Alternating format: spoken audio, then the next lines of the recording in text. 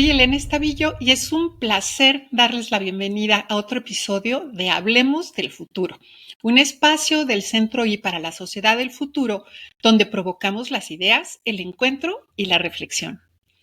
En la era digital, el derecho a la privacidad enfrenta cada día nuevos desafíos. Con la proliferación de plataformas en línea, redes sociales, aplicaciones educativas y videojuegos conectados a Internet, nuestros datos personales están en constante circulación. Pero si bien las preocupaciones sobre la privacidad afectan a toda la sociedad, hay un grupo especialmente vulnerable que suele quedar fuera de las discusiones: las niñas, niños y adolescentes. Las infancias de hoy son las primeras que están creciendo completamente inmersas en el ecosistema digital. Desde edades muy tempranas tienen acceso a dispositivos inteligentes, plataformas y servicios que recopilan información sobre sus hábitos, intereses y comportamientos. La mayoría de estos espacios digitales no han sido diseñados pensando en su seguridad y bienestar, sino en recopilar y explotar datos con fines comerciales. Y esto nos plantea preguntas urgentes. ¿Qué información se está recolectando sobre las infancias? ¿Cómo se utiliza y con qué propósito? ¿Qué responsabilidades tienen las plataformas tecnológicas, los gobiernos y la sociedad en su conjunto para proteger la privacidad de las y los menores? ¿A qué riesgos se están exponiendo? El reto es enorme. Asegurar un entorno digital seguro implica repensar el diseño de las plataformas, fortalecer la regulación sobre el uso de datos de las infancias y fomentar una educación digital que empodere tanto a las infancias como a sus tutores. Más allá de la vigilancia y el control, se trata de garantizar que las niñas y niños puedan ejercer su derecho a la privacidad sin que ello signifique perder acceso a las oportunidades que ofrece el mundo digital. Y para hablar de estos temas y profundizar en las soluciones necesarias, hoy tenemos el gusto de hablar con una invitada muy especial, Lina Ornelas. Es autora del nuevo libro Datos personales y derechos de niñas, niños y adolescentes en la sociedad de la información, que es un trabajo fundamental para comprender la necesidad urgente de crear espacios digitales seguros para las infancias. Además, esta es la primera publicación de la línea editorial del Centro I que lanzamos con Tirant Lo Blanche y el respaldo de UNESCO. Y además de una muy buena amiga, asesora senior de Centro I, socia de Videre, una firma de abogacía digital, y cofundadora de Conectadas, Lina es una referente en políticas públicas y regulación de la privacidad. Durante más de 8 años fue jefa de relaciones con gobierno y políticas públicas en México, Centroamérica y el Caribe en Google. Antes de eso, trabajó por más de una década en el sector público, incluyendo 9 años en el Instituto Federal de Acceso a la Información y Protección de Datos, el IFAI, donde lideró iniciativas clave en la protección de datos personales. Lina también ha sido profesora e investigadora en instituciones como el CIDE y el ITAM y ha formado parte de organismos internacionales como la Asociación Internacional de Profesionales de Privacidad, la IAPP, y el Future of Privacy Forum. Lina, es un honor y un verdadero gusto tenerte aquí. Bienvenida. Muchísimas gracias, Elena, por esta presentación. Es un honor estar aquí en este programa tan interesante que además ya tiene un público muy amplio y que es uno de los objetivos del Centro I, ¿no? Llevar esta información de la era digital de una forma tan cercana como la haces tú y con toda la admiración hacia ti. Gracias. Muchas gracias. Que es mutua, Lina. Y bueno, vamos a lo que venimos. Empecemos por lo más básico. Dinos por qué es tan importante hablar de la privacidad de las infancias en la era digital. Claro que sí. Mira, el derecho a la protección de datos ya ganó un estatus de derecho fundamental porque significa que las personas puedan decidir quién, cómo, cuándo y para qué utiliza su información. Y es un derecho instrumental para el ejercicio de otros derechos. Cuando tu información personal se utiliza de manera indebida y tú ni siquiera te enteras que se están haciendo perfiles tuyos o que alguien está targeteando tus visitas en sitios web o que alguien que dice ser una persona y es otra entra a una sesión, por ejemplo, de un niño o una niña, un adolescente, pues estamos invadiendo su privacidad, pero también poniendo en riesgo otros derechos y libertades que tienen. Y es un tema que no se ha abordado tanto en el mundo, el tema de los niños en particular, porque este derecho fundamental pues se ejerce por adultos. A partir de los 18 años en general ha sido esa la regla a nivel global. Y lo que nos parece importantísimo es que en México se dé este debate respecto a cómo hacemos que los niños estén protegidos, ¿no? Que tengan un espacio en donde, por un lado, antes de ser adolescentes, ellos puedan ser guiados por un adulto que pueda otorgar el consentimiento informado de qué se hace con su información, cuál es su navegación, a qué sitios entran, con quién tienen contacto, etcétera. Y que también se les dé poder de agencia para decidir después de cierta edad, que es un debate que tenemos que dar a nivel nacional, por ellos mismos, ¿no? Entonces, volviendo al tema de la privacidad, cada vez a más temprana edad los niños están en acceso constante con la tecnología, aprenden ya a través de dispositivos, tienen un mercado de ocio enorme, porque como bien dijiste, pues las empresas han desarrollado productos desde videojuegos, aplicaciones, etcétera, que hacen que ellos se conecten, pero desafortunadamente hay mucho descontrol de los padres, de las escuelas, de el Estado mismo, ¿no? De qué es lo que está pasando con esos accesos, qué tipo de contenidos es el que están viendo y cómo se maneja su información. Entonces, a mí me interesa mucho este tema, Elena. Desde el 2011 tuve la oportunidad de publicar con Carlos Gregorio el Memorándum de Montevideo para la protección de niñas, niños y adolescentes en las redes sociales digitales. En esa época era muy incipiente el tema, pero conforme fui adentrándome al tema de privacidad, me di cuenta que sí había regulación, que es parte de la conversación que vamos a tener hoy en otros países y que México estaba pues muy atrasado en el tema, ¿no? Porque nosotros vivimos con un código civil que viene de la Constitución también, que establece que la edad es hasta los 18 años ya te puedes considerar un adulto, con algunas excepciones, pero pues en plena era digital pues tenemos que abordar ese tema y abordarlo a mí me parece desde el punto de vista de la protección de datos resolvería pues muchos temas, por ejemplo el tener un acceso más controlado y seguro para ellos, ¿no? Sabes que sí, hay tantos temas que abordar ahorita y ahora que comentas lo de regulación, me gustaría que nos platiques de eso, porque pues muchas veces cuando se empiezan a abordar estas preocupaciones, como que la respuesta más sencilla es decir, bueno, entonces que no usen videojuegos, que no usen el móvil, que se esperen hasta que tengan una edad, pero es que también las redes, todo el ecosistema digital, brinda muchísimos servicios a los que también, digamos que también tienen derecho los niños, las niñas, los adolescentes, eh, porque también les traen beneficios. Pero ¿cómo hacer que ellos tengan agencia? Esto que acabas de mencionar y que se cuiden los riesgos a los que están expuestos, ¿no? No limitarlos, no prohibirles, sino crearles este espacio seguro para que puedan acceder, pero protegiendo sus derechos. Y pues por eso es tan importante el papel de la sociedad, de las reglas, de la regulación. Y tú en tu libro, y ahorita lo acabas de mencionar, cómo distintas regiones en el mundo sí han abordado la privacidad desde el punto de vista de las infancias. ¿Nos puedes platicar algo de eso? ¿Cómo ha evolucionado en Estados Unidos, en América Latina, en lo que va de este siglo? Claro que sí, Elena. Antes de entrar ya a la regulación per se, has tocado un punto muy importante, que es el de cómo vamos a lograr regular esto sin una prohibición muy genérica, porque eso no resuelve nada. Y quiero mencionar el caso de Australia, porque justo en Australia lo que dijeron es, está prohibidas las redes sociales hasta antes de los 16 años. Es ningún acceso a redes sociales.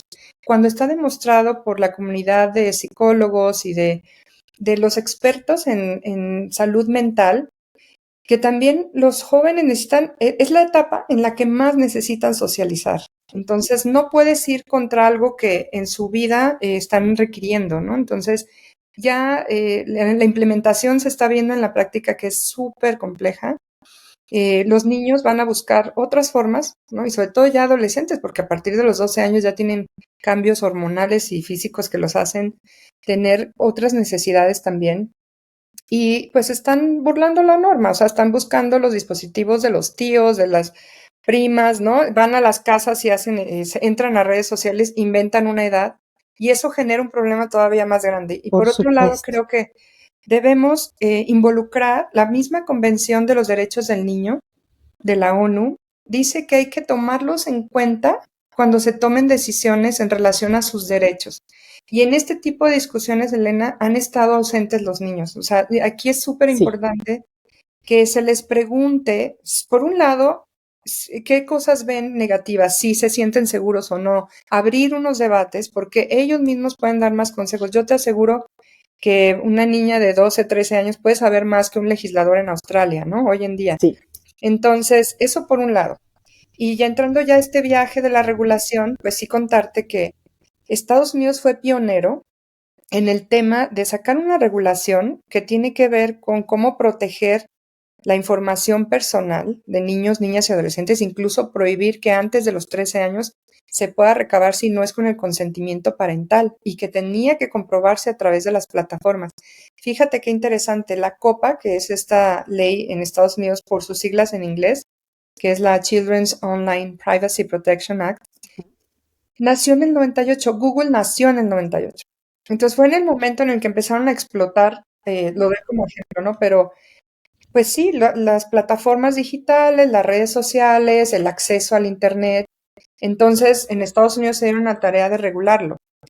Ahora, después de estas décadas que han transcurrido y después de un informe muy importante del Consejo Asesor del Médico General de los Estados Unidos, en donde se ha demostrado que en Estados Unidos hay una crisis de salud mental muy grande por la adicción que han generado las funcionalidades de estas plataformas que están diseñadas para que los chicos pasen mucho tiempo en línea, por todo el mal manejo de información que se ha hecho y gente que ha tenido acceso a estas redes sociales, a interactuar con ellos, siendo, por ejemplo, un pederasta y haciéndose pasar por un joven, en fin, una serie de cuestiones muy serias. La COPA se está ahorita discutiendo para reformarse y es la versión 2.0, ¿no? Así le llaman ahora. Hay 2 senadores de los Estados Unidos que ya están diciendo que deben ser 17 años para redes sociales. Es muy interesante porque también en Europa hubo leyes de privacidad y de protección de datos, pero han pasado décadas y hasta el reglamento europeo de protección de datos ya se fijó una edad que son los 16 años. Todo esto está fundamentado, es muy interesante porque fíjate, sí hay una razón de ser para poner estas edades y es que ya hay cierta madurez en las niñas, niños y adolescentes. O sea, su cerebro no está listo hasta después de los 16 o 17 años para ciertas decisiones de interacción social. Y creo que hasta los veintitantos o 20, no lo quiero decir algo que no es de mi expertise, pero creo que es 23 años o algo así, en donde realmente terminan de madurar, ¿no? Para ciertos procesos. Entonces, por un lado, sí hay un fundamento para que la edad sea se retrase, ¿no? El uso de estas redes, pero también prohibir no es una solución. Entonces, ¿cuál sería un cauce intermedio? ¿Qué ha pasado en Latinoamérica? Pues un poco los países han seguido, en el caso de Chile, que acaba de entrar en vigor su ley el año pasado, a finales, ya copió el GDPR, por decir así, o sigue el modelo de Europa, puso 16 años, ya en Chile es a partir de los 16 años. Lo que implica es que todas las plataformas que ofrezcan servicios en Chile van a tener que adecuar sus servicios también. Y también tenemos, en 2021 ya hubo 3 países, que 18 de la región tienen en Latinoamérica leyes de protección de datos, pero solo 3 países, Belice, Ecuador y Cuba, son los que ya también se animaron a fijar una edad, ¿no? Que no sean los 18 años. Y en el caso de estos países es muy interesante porque Cuba, por ejemplo, no puso una edad, pero sí habló de como la madurez o la autonomía progresiva del menor, Belice 13 años y Ecuador 15. ¿Y qué ha pasado con México? pues México no ha modificado su Ley Federal de Protección de Datos Personales en posesión de particulares, que en este caso es la que aplicaría porque va dirigida a este sector de la industria que genere un mercado de ocio y de oferta de servicios o de videojuegos y redes sociales a nuestros propios niños, niñas y adolescentes en México. Pero sí hay una iniciativa de ley que no se discutió, pero establece 16 años, está siguiendo al GDPR. Entonces, digamos que está interesante porque es un buen momento, creo, Elena, y sobre todo lo que platicábamos en la Feria Internacional del Libro, ¿no? Que es un momento para abrir un diálogo nacional por parte del Centro I, en donde discutamos qué queremos, o sea, cuál debería ser la edad con base en los estudios de los médicos, de la sociedad de psicología, pero también que los chavos digan, oigan, no me dejen hasta los 16, denme una versión en donde yo pueda jugar, pero que pueda tener accesos seguros, ¿no? Que no me van a dañar, que no me van a perturbar.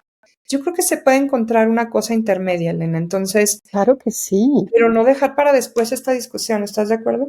No, por supuesto. Y es la edad, pero junto con todo lo demás que acabas de mencionar, porque no es nada más fijar una edad y decir, bueno, antes de esto nada y después todo, sino que tiene que haber cómo formamos ese espacio seguro, cómo les damos acceso a un espacio digital que pueden aprovechar y que no les va a generar riesgos ni daños emocionales, psicológicos, no conductas adictivas y que donde esté protegidos sus datos personales. Y eso, sabes que me lleva también a una pregunta, porque los datos personales de los niños, las niñas, no siempre, digamos, se ponen a disposición de las plataformas por parte de las infancias, sino de sus tutores, Exacto. ¿no? Y este punto también es muy importante porque también es algo en lo que tenemos que poner atención, ¿no? ¿Cuántas fotografías con nombres personales de las infancias, las escuelas en las que están, los lugares a los que viajan? Y esos datos los ponen sus papás, sus Correcto. tutores. Entonces, también es un punto muy importante del que tenemos que hablar. De hecho, a ese fenómeno, Elena, se le llama el sharenting. Sí. Y es muy triste porque fíjate, ellos no tienen todavía la capacidad de tomar una decisión informada y va a tener unos efectos en sus vidas futuras tremendos. Ni Claro. siquiera están dimensionados. Pueden ser incluso efectos socioeconómicos. Por ejemplo, el ver que un niño tenía obesidad, para Sí. efectos de extraprimas de seguros, o desafortunadamente, por la discriminación tan grande que existe en el mundo, pero incluso ver si un niño tenía una fiesta esquiando en Whistler o tenía una piñata en la cochera Sí. de una vecindad.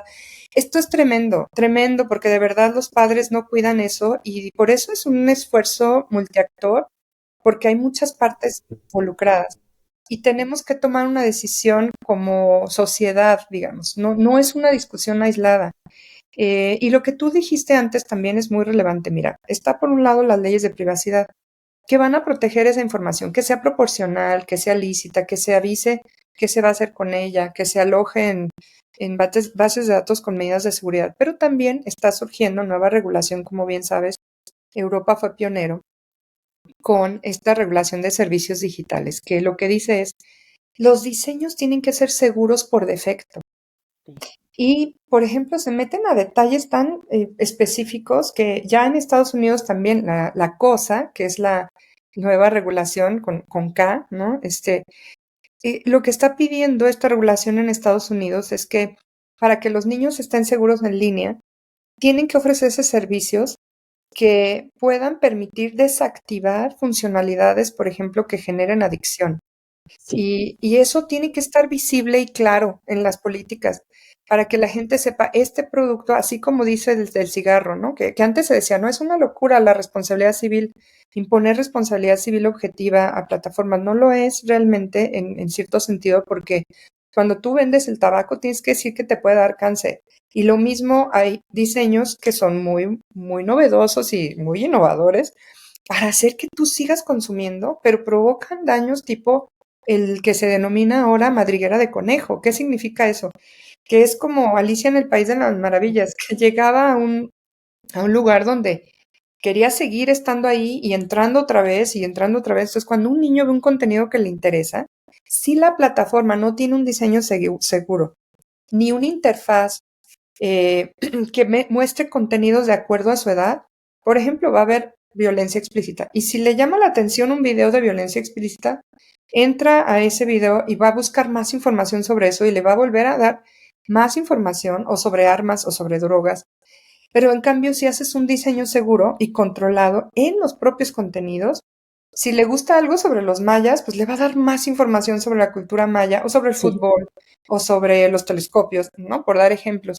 Y ahí me parece interesante comentar que debido a casos que se han abierto ante autoridades que han impuesto multas o están por imponer multas muy grandes por incumplimiento a ciertas normas que no estaban hechas para lo digital, pero por ejemplo en Estados Unidos se está aplicando una regulación que tiene que ver con mercados, ¿no? En general o prácticas que pueden ser consideradas como indebidas, ¿no? En el comercio, pues se aplican, pero entonces las plataformas pues sí están poniendo un esfuerzo muy grande y justo quería comentar que debido a un caso, hay casos recientes abiertos en contra de Meta por lo que ha ocurrido con Facebook e Instagram. Ya acaban de lanzar un nuevo producto, la compañía, que es Instagram for Teenagers, ¿no? Para adolescentes.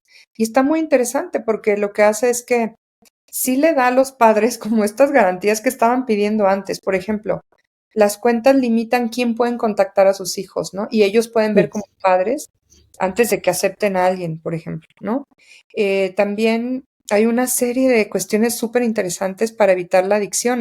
Tiene que haber una conversación en la familia, pero se define que por las noches no pueden ya entrar. Una serie de cuestiones, ¿no? No más de cierto número de horas. Aquí lo que un poco pues es muy importante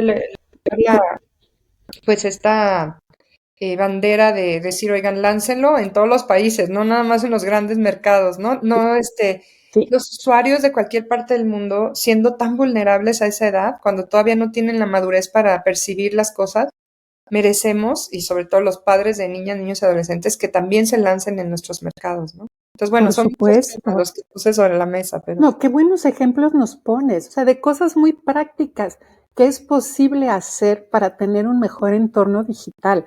exacto. Y ahí también, pues yo invitaría, muchas veces tenemos unas reacciones también casi emocionales cuando discutimos sobre regulación, porque están estas posiciones de que no hay que regular nada o hay que regular todo, pero también como con un miedo a la regulación. Y hay temas en los que evidentemente necesitamos reglas para proteger nuestros derechos y no son reglas que van a atentar contra nuestras libertades, no se trata de censurar a nadie, se trata de proteger derechos y hacer que esto nos funcione a todas las personas, ¿no? Todas las tecnologías digitales pues tienen unos beneficios enormes, pero vienen acompañadas de riesgos. Entonces, pues sí hay que atemperar, ¿no? Y buscar cómo lograr todas las partes positivas y disminuir las negativas.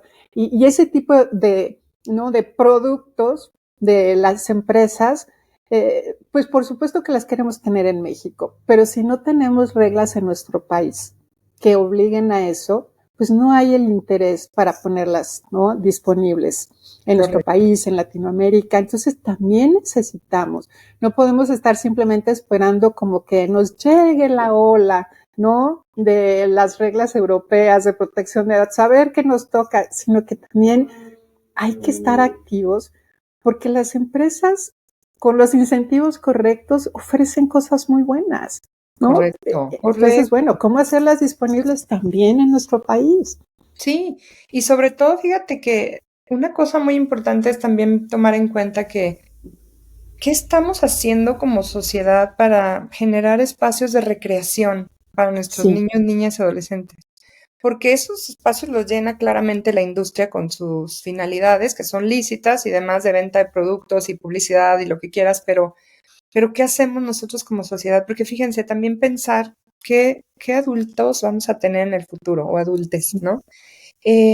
porque hoy en día de verdad es muy triste que existe toda esta presión, por ejemplo, en niñas, por tener un cuerpo que quizá nunca van a tener porque es un modelo de, no sé, anglosajón o una piel que a lo mejor no vas a tener y menos en la adolescencia porque es la época Claro, de las hormonas sí. y es un tema de autoaceptación que luego los lleva a depresión y que los mantiene ansiosos en lugar de estar concentrados en aprender, en estudiar, están preocupadísimos por pertenecer al grupo, que es algo que en esa edad necesitan, pero ¿qué estamos haciendo como sociedad para brindarles otros espacios donde sean aceptados, donde sus, por ejemplo, cualidades o sus capacidades deportivas puedan ser empleadas, ¿no? A lo mejor es una niña, una gran basquetbolista, pero no tiene que estar preocupada por cómo se va a maquillar. O sea, lo que quiero decir es que hay una discusión mucho más de fondo y que tenemos que ponernos a trabajar juntos porque si no, esos espacios sí los toman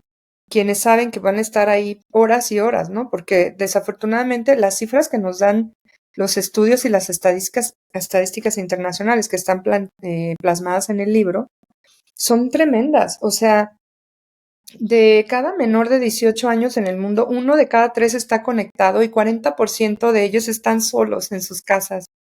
Y realmente hay una como analogía muy fuerte, pero es como si tú dejarías abierta la puerta para que entrara un pederasta, una persona violenta, realmente, o sea, dejarías la puerta abierta, permitirías que les tomaran fotos desnudos a tus hijos, no lo harías, ¿verdad? Pues esa puerta está abierta digitalmente.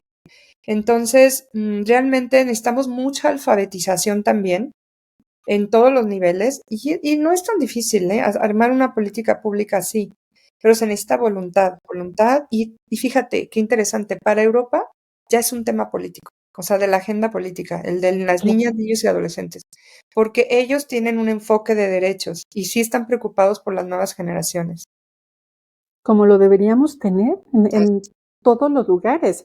Y eso me lleva a preguntarte, digo, me gustaría que siguiéramos platicando más y más, pero bueno, también como para apuntar hacia dónde nos tenemos que mover, quiero hacer dos preguntas. Una es de todo esto que hemos hablado, creo que todo es importante, pero si tuvieras que señalar el mayor reto o los mayores retos que enfrentamos en estos temas, ¿cuáles serían?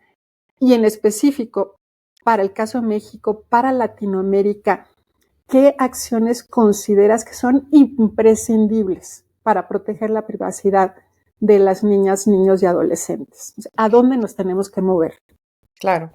Fíjate que la Red Iberoamericana de Protección de Datos ha tenido una labor muy importante en la región y yo creo que primero que nada sería muy interesante hacer un movimiento regional para tener este debate y fijar la misma edad, porque también tenemos que ponernos del lado de la industria. Sí. Si tú empiezas digamos, a generar diferentes modelos de cumplimiento también para la operación y para la misma seguridad de la información y el manejo, la creación de equipos especializados, si todo tuviera un estándar, por lo menos regional, porque claro que depende en ciertas, o depende de ciertas cuestiones la madurez de los jóvenes, ¿no? De la propia educación que se les dé, pero en la región tenemos, creo que es muchas similitudes.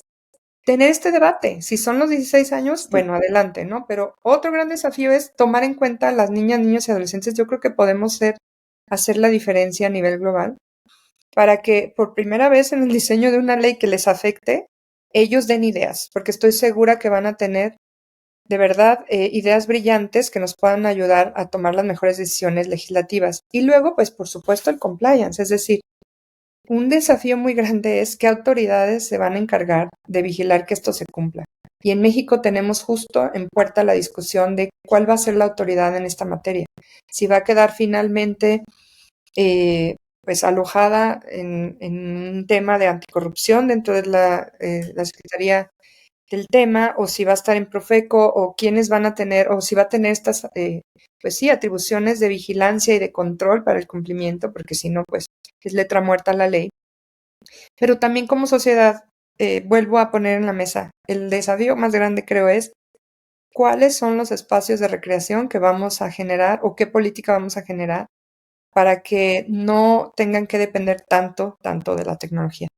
Y mira que yo soy una ferviente promotora de eso, o sea, porque es irreal pensar que no van a estar conectados, es el acceso al mundo de la información y el conocimiento y más en la era de la inteligencia artificial, o sea, no podemos pensar que no van a estar ahí, pero tiene que ser equilibrado, ¿no? Y ya Sí. demostramos como humanidad que ha habido muchos daños si nos cargamos, como siempre, y decía Aristóteles, pues el péndulo va a llegar al centro, pero ahora está muy cargado a la afectación. Entonces, creo que esos son los desafíos que yo pondría sobre la mesa y México puede ahora, en virtud de las reformas que se van a aprobar por el diseño institucional del organismo encargado de esto, entrarle de una vez y modificar el artículo sobre el consentimiento y decir que para menores, o sea, en el caso de adolescentes, podrían consentir, por decir algo, a los 16 años, y eso nos homologaría con Europa, con Chile y los países que falten en la región, a través de un trabajo con la red iberoamericana, podría llegar a estandarizarse.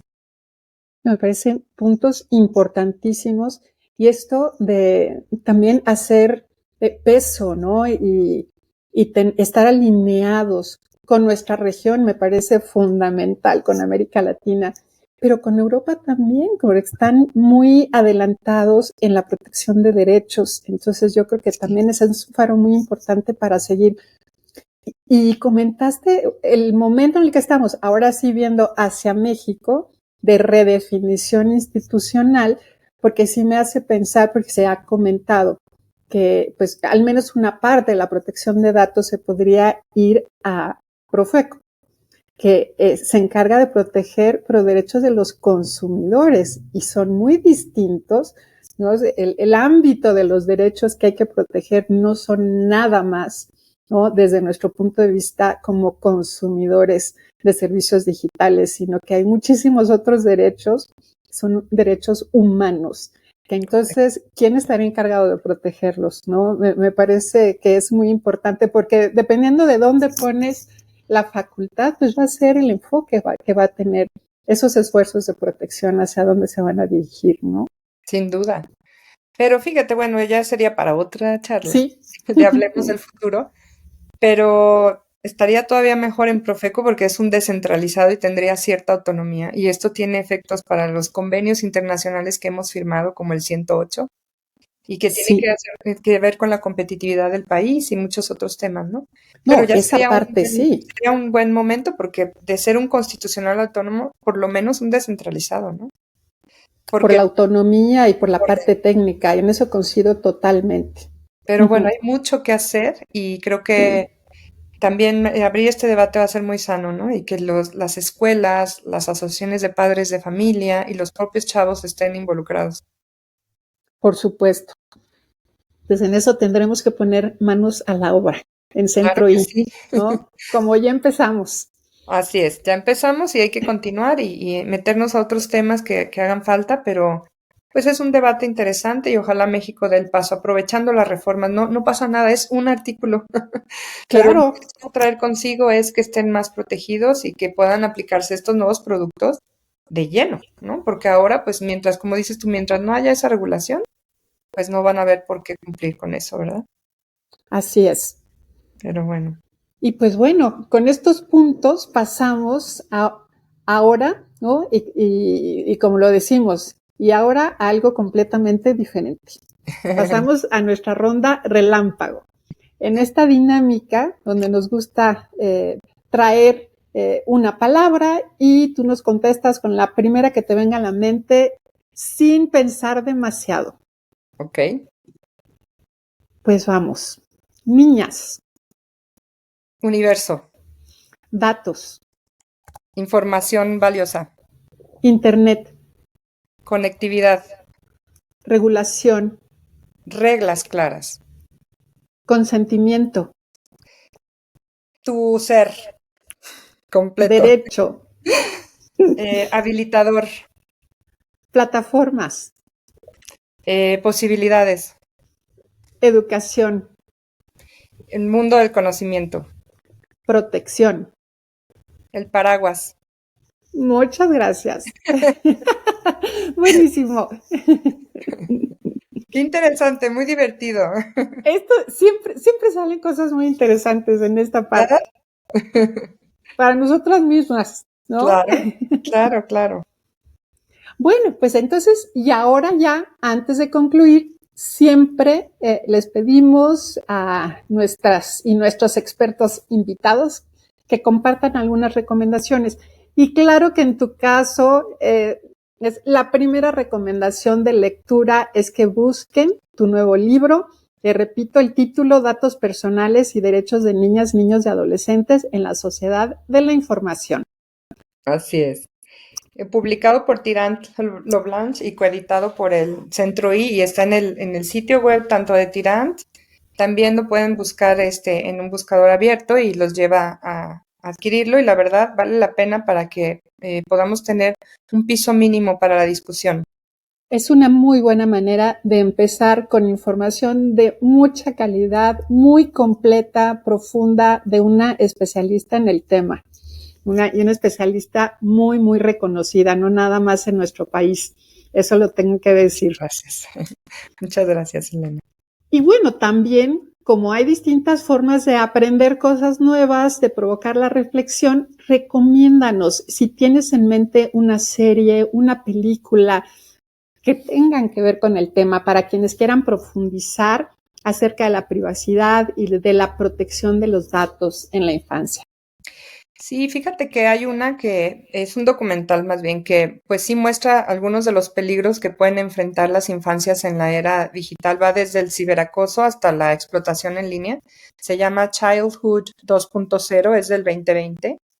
Hay otra película más vieja, pero bueno, esto es un drama sobre un adolescente, pero que sí es víctima de un depredador en línea. Se llama Trust, es del 2010. También hay un documental sobre cómo se usan los datos personales para manipular el comportamiento en redes sociales, ¿no? Pero con implicaciones a menores en concreto. Y esto pues no es desconocido, antes no se hablaba tanto, pero es el famoso behavioral targeting, pero se llama The Great Hack, es de 2019. Y bueno, hay más, otro que se llama Disconnect, por ejemplo, es un drama que muestra cómo la tecnología puede afectar negativamente las relaciones humanas. Esta es la historia de una niña también víctima de acoso en línea.